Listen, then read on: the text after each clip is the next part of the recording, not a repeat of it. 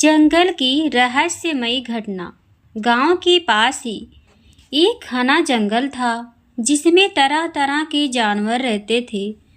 गांव के लोग अक्सर वहां शिकार करने जाते थे, लेकिन एक दिन गांव के मुखिया रामू काका ने जंगल में एक अजीब आवाज़ सुनी। वे डर गए और तुरंत गांव वापस आ गए।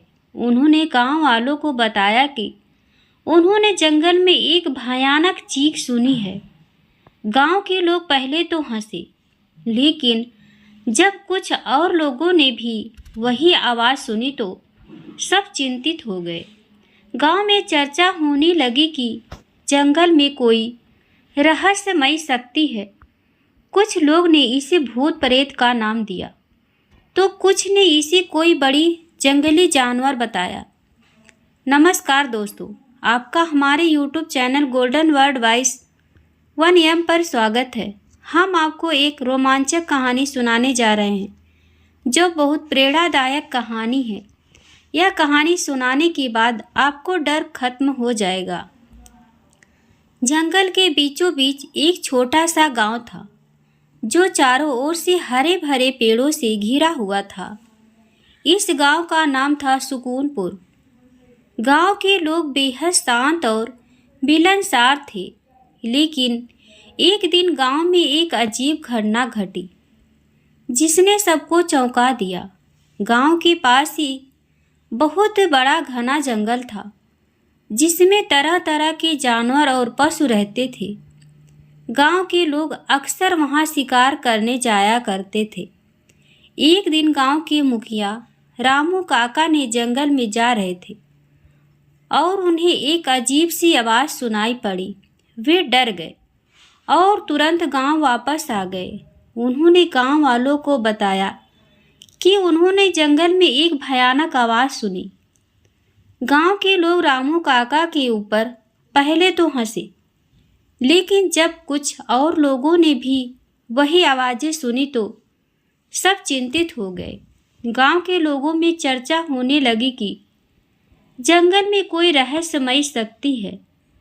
कुछ लोगों ने इसे भूत प्रेत का नाम दिया, तो कुछ ने इसे कोई बड़ी जंगली जानवर बताया। रामू काका ने गांव वासियों को समझाया कि हमें डरना नहीं चाहिए और इस रहस्य का पता लगाना चाहिए। उन्होंने कुछ युवाओं को साथ लेकर जंगल में जाने का फैसला किया। वे सब अपने अपने हथियार लेकर जंगल की ओर चल पड़े। जंगल में घुसते ही उन्होंने वही भयानक आवाज़ फिर से सुनी। सभी डर के मारे रुक गए, लेकिन रामू काका ने हिम्मत नहीं हारी। वे धीरे धीरे आवाज़ की ओर बढ़ने लगे। जब वे आवाज़ के पास पहुँचे तो उन्होंने देखा कि एक बड़ा सा अजगर एक पेड़ के नीचे लिपटा हुआ है और चीख रहा है। रामू काका ने ध्यान से देखा और समझा कि अजगर के पेट में कुछ अटका हुआ है, जिसकी वजह से वह चीख रहा है।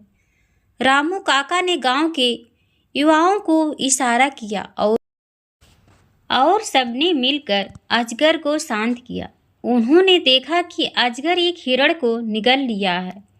उन्होंने बड़ी सावधानी से अजगर के पेट से हिरण को बाहर निकाला, जिससे अजगर ने राहत की सांस ली और जंगल में वापस चला गया। गांव के लोग इस घटना से बहुत खुश हुए और रामू काका की बहादुरी की तारीफ की।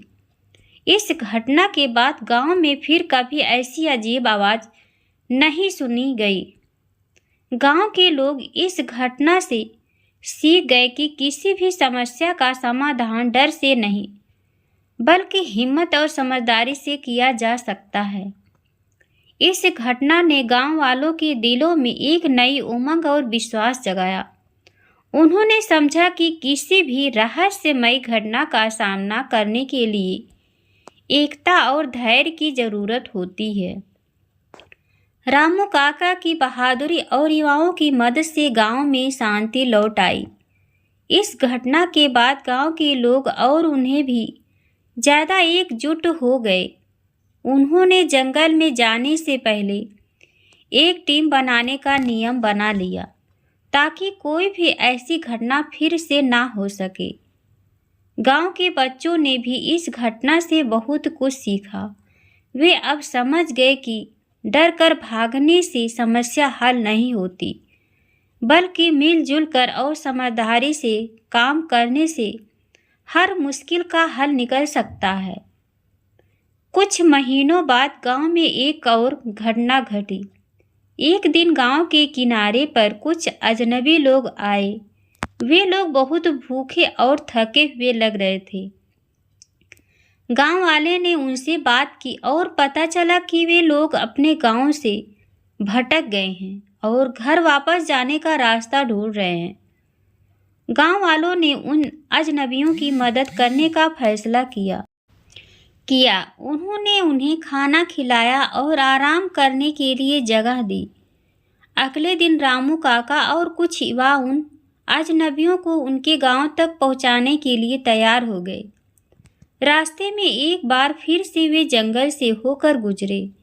इस बार भी जंगल में वही अजीब आवाज़ सुनाई दी, लेकिन इस बार रामू काका और उनके साथी डरने के बजाय सतर्क हो गए। उन्होंने ध्यान से सुना और समझा कि यह आवाज़ कहीं और से आ रही है।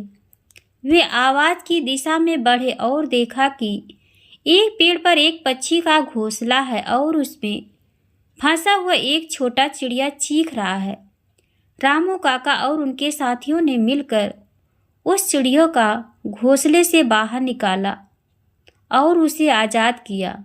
इस घटना ने गांव वालों के एक और सबक सिखाया कि हमें हमेशा सतर्क रहना चाहिए और किसी भी समस्या का शांतिपूर्वक और समझदारी से हल निकालना चाहिए। गांव के लोग इस घटना के बाद और भी ज़्यादा एकजुट और मजबूत हो गए।